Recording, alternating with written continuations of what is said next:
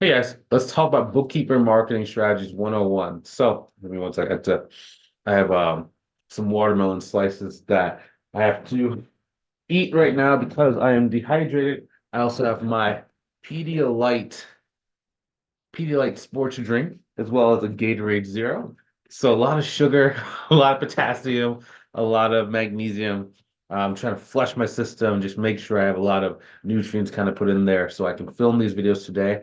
Um, so, how to market your bookkeeping business for success. Okay, so let me share on one. I have a couple different angles I'm kind of taking, kind of like thinking about going inside today's video. But the main thing is the main question I get asked is like how to go and get clients, right? So some people are having challenges like networking. Some people are having challenges like growing their business. I know when I first got started, I didn't really understand how to utilize the internet to go and get clients. So what that led me to do was doing a lot of like cold calls. I use like websites like Upwork, like Craigslist, and it was very, very hard for me to get just consistent clients. Um, Now, also what happened was once I started learning some of the different tips I'm going to be teaching you like inside today's video, it did make it a lot easier for me to consistently grow my business. My revenue actually started doing more of like a linear graph towards $15,000, $16,000 a month, but it took me 15 months to do so. So also, if you want some help growing your business, like maybe you've been thinking about starting a business, but just not quite growing the way that you wanted to, and you think that if you had a better process and if you had someone that was guiding you through the steps that you didn't know, right? Because we only know what we know. We don't know we don't know. Well, it's not our fault, but sometimes it just happens. If you want some help doing that, go ahead and click the link inside the description, either above, below the video, book a call, see if I can help inside our membership program. So, boom, boom, boom. First things first, partnerships, okay? Partnerships make the dream work. So the one challenge that a lot of people struggle with is in the beginning, most people are just trying to get like their first client. Now, it's not that trying to get your first client is bad, but we never really want it to be just focused on a client by client approach. That's called hunting. That makes you feel like you're hunting all the time. And that's cool like in your first like week, your first 2 weeks, but it can get very, very um tiresome after you start getting more and more clients. Maybe you're still working your full-time job and your time becomes more and more sparse. Instead, what you need to start doing is learning how to create partnerships. Creating a partnership is almost like being a farmer, right? Where you're planting a seed, and that seed is going to sprout. There's going to be different crops, different size, different harvests, but it's going to be in the future that you're going to be getting this return, right? So I'm always focused on those because it allows me to create these win-win situations that allow me to be able to go and make more money in the future than what I have today. Okay. So also when it comes to partnerships, I'm always looking for win-win approaches that both people are going to benefit from. So I'm going to benefit because I'm going to get clients. They're going to benefit because they look good because they just referred their clients someone who's a really, really good, competent accountant, competent bookkeeper. I'm also looking for like who are the best partners, right? And we're going to talk about more about like how to identify like the best partners, but the best partners are going to be people that have influence over your ideal client. So what I mean by that is like generally if they can tell your ideal client to do something, then that's going to mean that their ideal client listens. And we're looking for people to have stuff like that and have some sort of like influence or advice that they give to our potential clients, because then our potential clients will listen at a much higher frequency. And then if you just start really understanding like who is going to speak to not just like clients that want to pay you like a little bit amount of money, but like clients that are more established, clients that are like 500 to 5, sorry, clients that are making between 500,000 about $5 million per year, right? If we can get partners that have access to those type of clients, then growing the business does become a lot more consistent. Now, when it comes to growing our business, I like to accomplish this in a couple different ways. So active and passive, okay? Active and passive. These are different channels and ways we go about getting clients. So I always want to have two passive, one active, okay? The reason why I like having two passive and one active is because as soon as I start getting busy with my work, the active channel might either drop or I'm going to have someone else do that active channel for me. But if I can also get some passive ways that clients come to me, it does make the business a lot easier for me to not only run, but the growth can sustain itself. If I'm always the person that's to hunt and has to be the person that's doing everything, my business will always live and die by my energy output. What happens if I have to go on vacation for a week? What happens if I get sick for 2 months, right? If everything is so reliant on my active activity, it's gonna live and die by me. I also can't sell the business, right? Because just like no one's gonna want to buy something that they have to go and fully manage themselves. Now, another thing is, right, we talk about passive. Passive is one of our active channels. Now, you could go and do passive channels a couple different ways, but the key thing when it comes to passive is you're looking, excuse me one second. My nose is kind of runny. I felt him to sneeze. When it comes to passive, I like having one source, which is like, 10 to 20 different referral partners that each can be a client. I also like directory style channels. Like that could be like a pro advisor, that can be like a Yelp, it can be something like that, right? Personally, for me, I always encourage our students like in their first year out, like to get like the pro advisor if they have it. If they don't have it, try and get it just to see if it will give you some leads. Also, LinkedIn can be a passive channel as well. As you get more and more people to see your profile, you're gonna have naturally that people kind of like reach out and move, right? But oftentimes, what's gonna happen over time is that your partnerships are going to like be the main thing, right? So it's like eventually you can let your pro advisor certification lapse if you want to, because you really don't need the leads from the certification. Now, I also like having active in the beginning, like an active channel, because it gives you immediate control. So now you have both the consistency and the speed, right? Because in the beginning, when you're pumped and when you're starting this thing up and you're like moving, okay, cool, that's awesome. Now you can do the consistency for at least like a 30-day, 60-day, 90-day period. Most people can. If you can't, I don't know, like maybe what you can do is you can hire a virtual assistant. If you don't know how to hire a virtual assistant, I think we're going to start having videos on this channel. We're going to talk about it. I think we might put that on our tutorial channel. Where we have another YouTube channel that we started recently where we're like giving like QuickBooks training, bookkeeping training, accounting training. So I might even do some virtual assistants training to kind of show you guys how to hire those. Because then you don't really need to be the person that's like very consistent, right? You just have a virtual assistant does it. But then I'm also thinking about how to start building multiple streams. Now, in the beginning, right, I think of each referral partner kind of like a different stream. So the main goal would be to get 10 referral partners. So if you just get 10 referral partners to refer you 1 to 4 consultation calls over the course of the year, then you're going to grow your business consistently.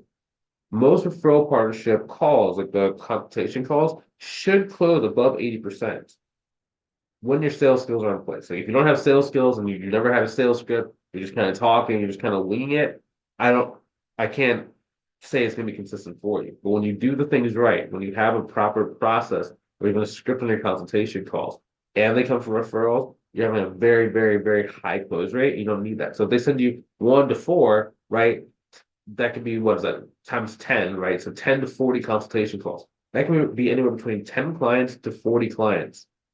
Just like that, in under 24 months, it's under 2 years, right? And you're already making 6 figures in your business. If you got actually technically, if you got 40 clients, let me pull my calculator, 40 clients times 500 per month, you'd already be at 20 grand per month, right? It's just handling 40 clients, that's a lot of clients to kind of manage. Most people aren't going to be able to do that on their own. So you want to make sure that you're charging above $500 a month if you get that many clients, right? Once you start getting past about 15, that's when you need to jump to like just really jump your prices up. Not just because like the work is worth it, but you need to be able to turn away people that aren't 100% serious about working with you, right? Because I mean, I've kind of found the sweet spot is right around like 20 to 25 clients, right? For most people, most people are going to like that kind of them, right? Because you'll have a mix of like who is kind of like your anchor client as well as like some auxiliary like $500 a month clients, right? So it's just really about being diversified, just making sure that it's not relying on one thing. Because in growing a business, in the short term, you're trying to go for speed. In the long term, you're going for consistency and diversification so that you can have longevity in this game. The reason why I've been in business for not only 10 years for this, but also in our mentorship for what, 2019, about 5 years, technically 2019, 5 years, is because I not only do good work, right? Like here's the thing, it's a prerequisite that you do good work. If you don't do good work, like you're gonna lose all your clients pretty quickly, right? You're gonna have bad reviews, people are gonna hate you, and you're just not gonna like be able to get off the ground because your reputation will be tarnished, right? So it's assumption that you're going to do good work.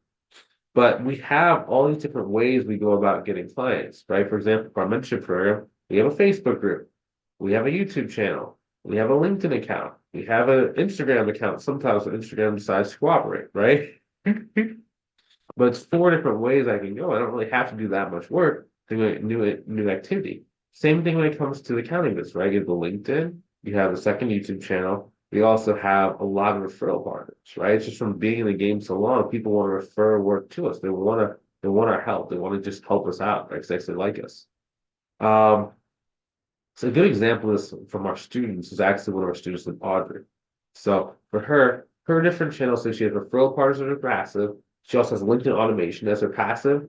She also has active, which is going to be like speaking events for her. And then that leads to consistent client acquisition and diversified client sources. So for example, she just did a speaking event recently, and one of the people in the audience actually wanted to work with her, right? So it's like you don't really have to do that much. And the cool thing about speaking is almost every single speaking event you do, as long as there's at least 10 people inside of the virtual venue, the online venue, the in-person venue, whatever, you're gonna get clients. Now, I know some people don't like speaking. I'm not saying you have to speak. It's just her act that she wanted to do.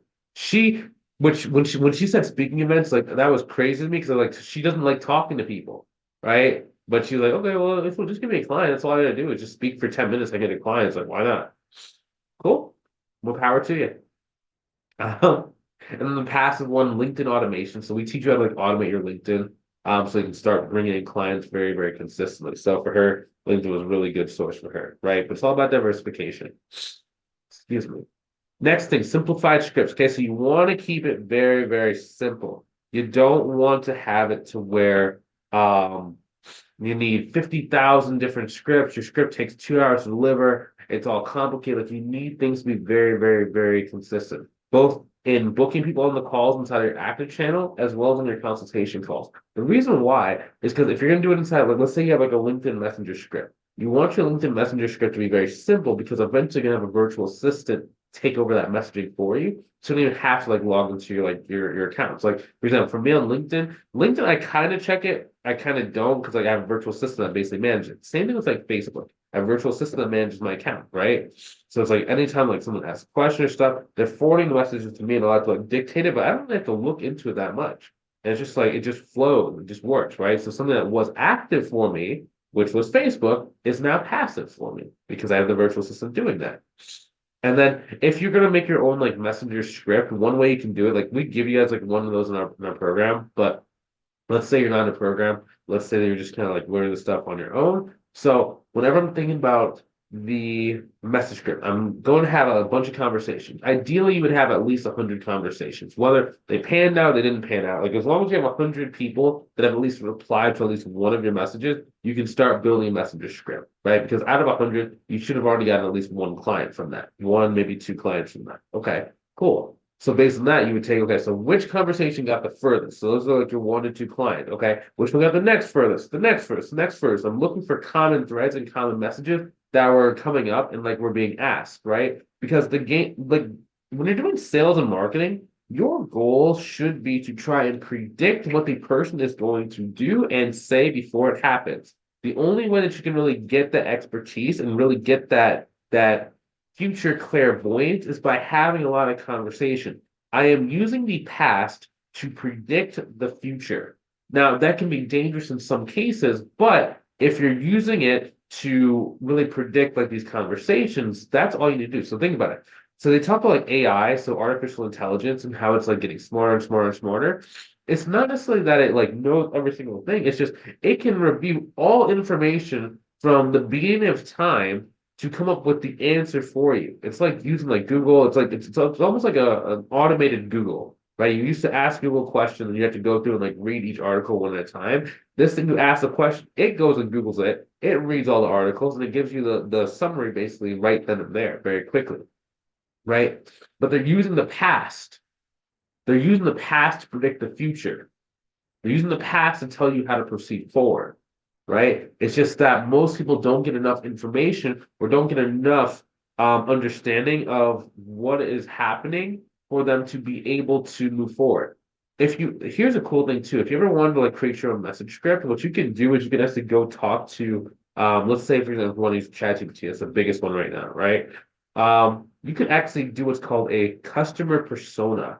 So you can actually have it mimic how someone from like a certain industry talks. So, like, how does a landscaper talk? How does a construction worker talk? How does a let's say a therapist talk? And based on that, you can practice messenger conversations back and forth to see if you can book them for a consultation call. You would just tell ChatGPT you're doing like a mock conversation, right? A mock sales conversation, and please play along with the persona of a therapist.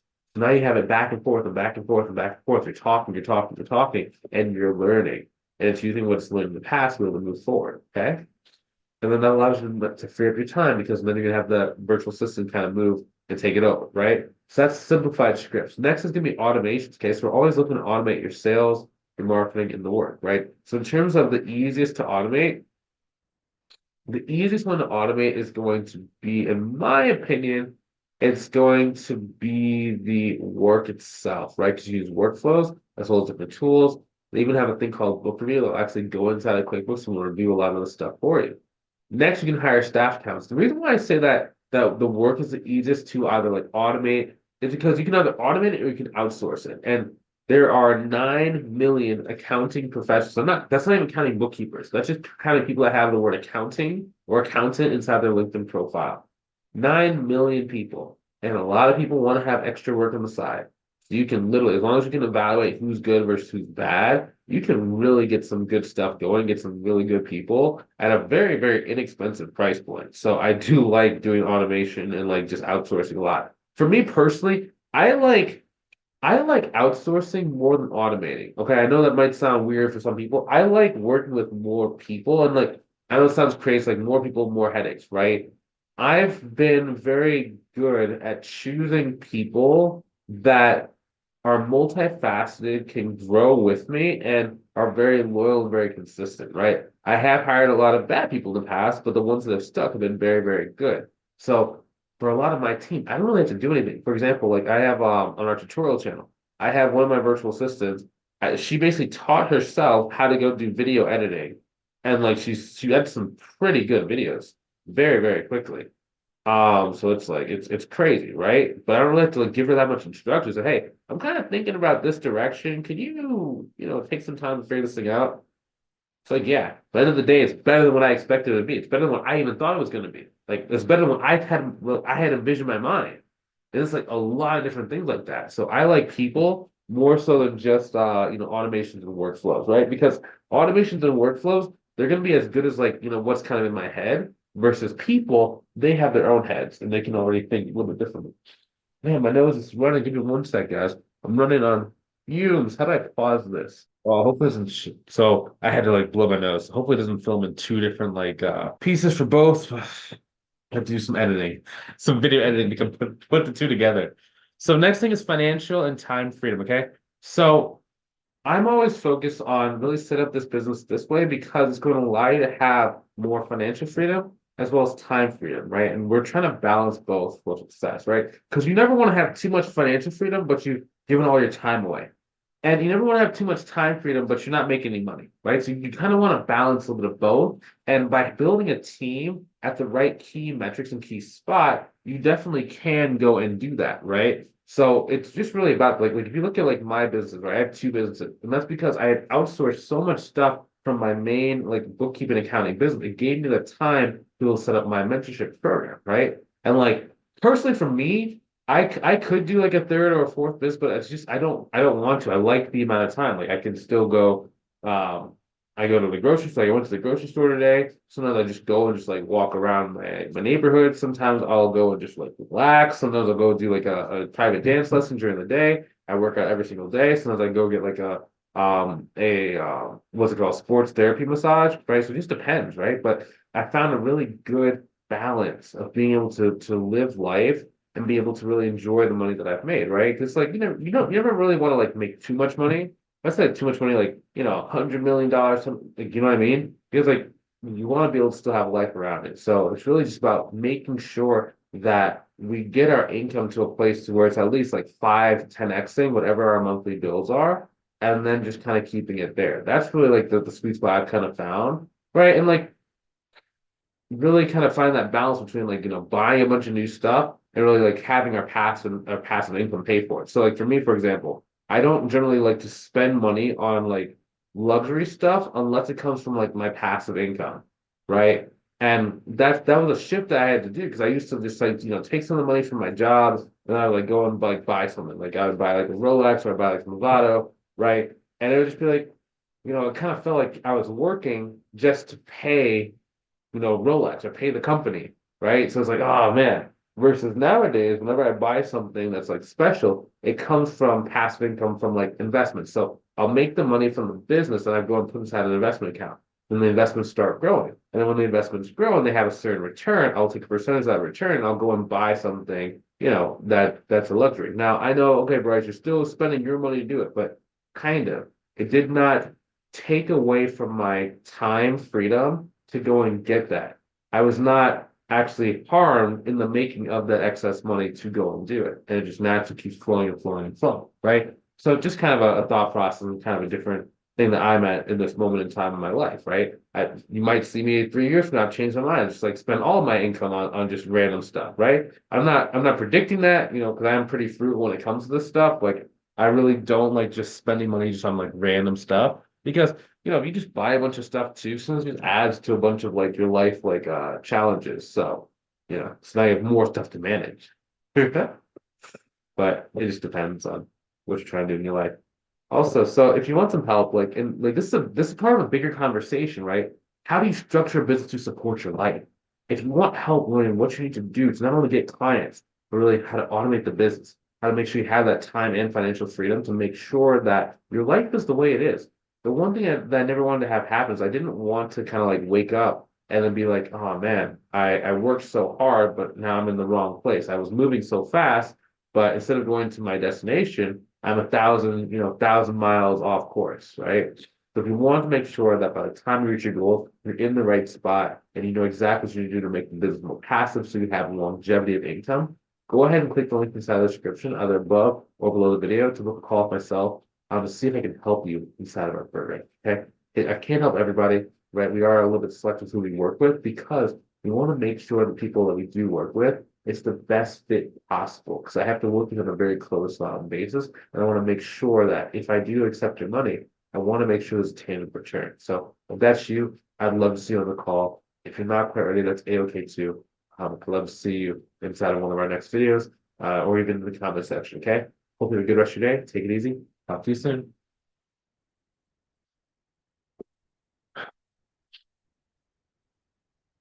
The recording.